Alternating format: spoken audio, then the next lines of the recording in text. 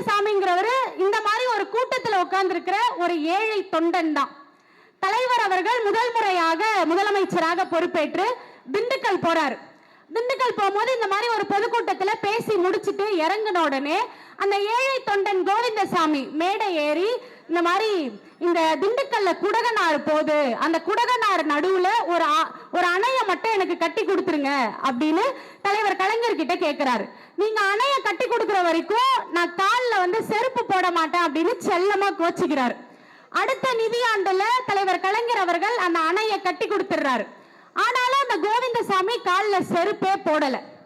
இந்த விஷயம் தலைவர் கலைஞர் அவர்களோட காதுக்கு வருது.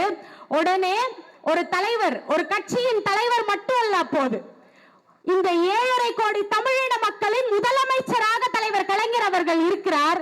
அவர் என்ன பண்ணார் தெரியுமா? திண்டுக்கல்ல மாலையும் தோரணமும் போட்டு ஒரு பெரிய மேடை அமைச்சு அந்த ஊர் மக்களுக்கே யாருன்னு தெரியாத அந்த கோவிந்தசாமியை மேடைக்கு அழைச்சு தன் இரு கரங்களால் ஒரு தொண்டனின் காலை பிடித்து செருப்பணிவித்த தலைவர் நம்முடைய தலைவர்.